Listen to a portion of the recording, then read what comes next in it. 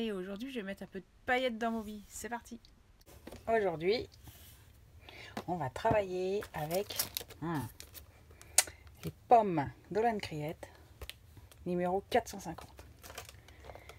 On va utiliser un tampon non monté, un feuillage, le tampon sur une grande plaque Holland Criette, avec ma pomme, la Versafine parce qu'on va utiliser de l'eau, de quoi nettoyer les tampons, petite boîte d'aquarelle. Aujourd'hui, ce sera Prima Marketing, la première boîte d'aquarelle que j'ai achetée, parce que moi je viens du monde du scrap et c'était tout nouveau et c'est ça qu'on conseillait à la base.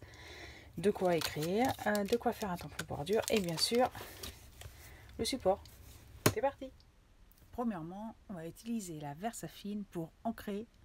Pourquoi la Versafine? Parce que c'est une encre non soluble à l'eau, donc vous pouvez mettre toutes les techniques humides telles que les aquarelles, les crayons aquarellables, les Neocolor 2 qui sont des craies aquarellables, enfin tout ce qu'il faut pour ne pas faire baver l'encre. Faut pas se tromper parce que parfois vous pouvez vous tromper d'encre et du coup ça bave. Ce papier finalement il n'est pas si mix média que ça, on a du mal à le travailler, hein. Maintenant qu'une fois que tout est sec, je peux comparer avec voilà, la production la veille. Disons que il supporte l'eau, mais doucement, doucement. Hein. Je ne peux utiliser qu'un côté des deux feuilles parce que de l'autre côté ça imprime fort. Il y a les pigments qui traversent et l'encre qui traverse. Et puis quand il est gorgé d'eau, comme je vais utiliser là aujourd'hui ces techniques de mouiller sur mouiller, il supporte à peine. Bon, c'est pas grave, j'arrive à le faire parce que je commence à avoir un peu l'habitude de gérer l'eau, mais bon, je vous conseille pas, c'est un peu compliqué. Donc, je vous disais, je vous conseille plutôt un vrai papier mix média en fait. Je pensais qu'il était, mais pas du tout. Et il est vraiment fait pour écrire au crayon, je pense qu'il est parfait, hein, vraiment agréable au niveau texture, mais bon, c'est compliqué. Les aquarelles Prima Marketing que je viendrai hydrater avec un pomisateur d'eau, mais vous pouvez passer un coup de pinceau avec de l'eau claire dessus. Hein. Ça sert à mettre les pigments dans la solution d'eau et puis pour les étaler plus facilement. Ce sont des aquarelles bien connues des fanats de scrapbooking.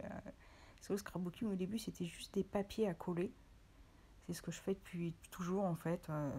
Quand j'étais ado, je m'amusais à coller les tickets de métro, enfin, tout ce qui traînait quand on allait en colonie, les flyers des lieux visités, enfin des choses comme ça. Et puis un jour, je me suis aperçue que je faisais du scrapbooking sans le savoir.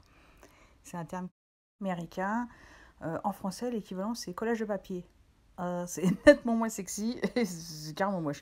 Donc on va rester avec le scrapbooking. Ces aquarelles-là, je les avais achetées parce que je ne savais pas trop faire de mélange, même si, étant ado, j'avais une vieille boîte d'aquarelles fines qui traînait dans un coin chez mes parents, je ne savais pas où c'était, et donc je m'étais acheté ça, et ça servait à coloriser les tampons. Alors celles-ci, elles sont un peu opaques parce qu'il y a du blanc dans les godets. Vous allez me dire, encore, mais qu'est-ce qu'elle a avec le blanc? Décidément, elles sont faites comme ça en fait. Hein. Donc du coup, ça crée l'opacité. Vous verrez la différence avec des aquarelles extra fines où il n'y a pas de blanc dedans. Enfin, je vous ferai une démonstration de colorisation et je vous expliquerai en quoi c'est différent. Mais on peut prendre beaucoup de plaisir avec ces aquarelles-là et je vais vous montrer comment il faut faire. Alors, on peut les prendre telles quelles dans le godet. Il en existe plusieurs. Celle-ci, c'est la tropicale, si je ne me trompe pas. Il y a des tons de vert. Ce qui est un peu bête, je trouve, dans cette aquarelle, c'est que les verts clairs se ressemblent beaucoup. C'est ballot, trop à quoi ça sert en fait. Mais bon. Par contre, en bas, on a des couleurs assez intéressantes. Et puis, par mélange, on arrive à avoir des couleurs qu'on souhaite. Je prends là, pour les pommes et pour les feuilles des pommes, les godets quasiment tels quels. Et puis, je veux quelque chose de plus bleuté sur les feuilles qui vont entourer mon sujet principal, c'est-à-dire les fruits. Et là, je vais utiliser des mélanges. Alors, j'utilise ce jaune très clair pour éclaircir ma couleur. Et puis, je vais utiliser le bleu foncé pour assombrir la couleur. L'erreur qu'on fait au début quand on fait de l'aquarelle, c'est qu'on a tendance à faire des aplats. Un aplat, c'est quand on met une couleur de manière uniforme et toujours le même ton. Du coup, ça laisse peu de contraste. Le contraste, il est apporté soit par la lumière, soit par des zones sombres, soit par des couleurs claires. Voilà.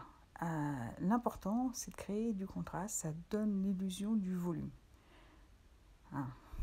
Vous allez me dire, facile à lire, pas facile à faire. Alors, partez du principe que vous dites, tiens, l'extrémité de la feuille, là où s'accroche le pétiole, eh ben, je vais foncer là. Et puis comme ça, vous foncez tous les pétioles, et puis comme ça fait quelque chose de cohérent.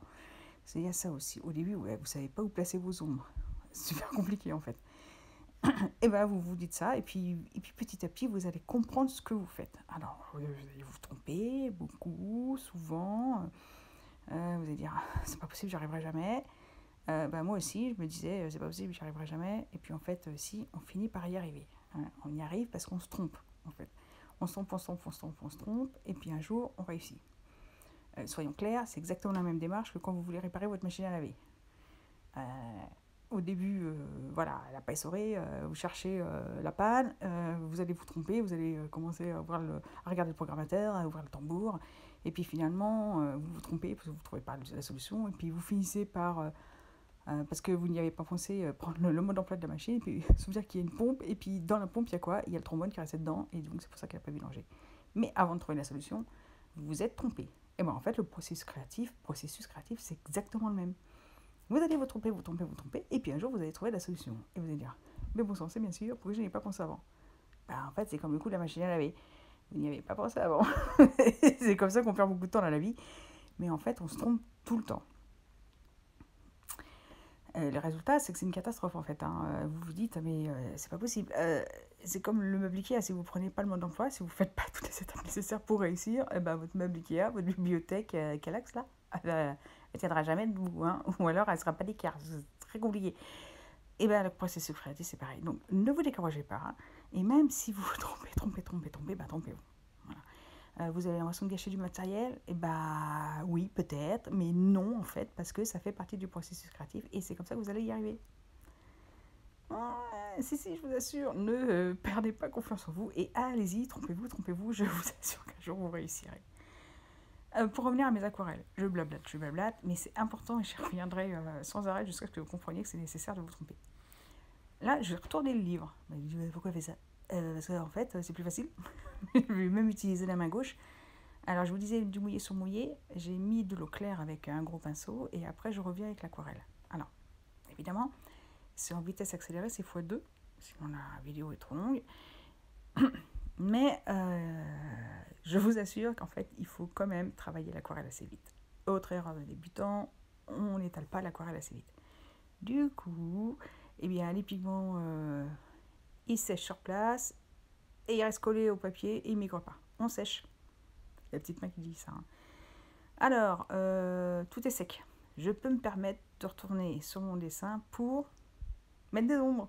Et oui, comme je vous ai dit, si vous avez suivi que les aquarelles contenaient du blanc, si vous suivez les vidéos, vous savez que le blanc, ça rend les aquarelles opaques. Et du coup, qui dit opaque dit versafine un peu grisâtre. Pas joli, pas assez de contraste. Donc, on remet les traits avec de l'encre noire. Moi, je prends un stylo plume, mais pour n'importe quoi. Un petit peu de lumière avec des paillettes. Et puis voilà. Donc, j'espère que ça vous a plu. Et je vous dis à bientôt ici ou ailleurs. Et surtout, créez, trompez-vous. Un jour, vous réussirez.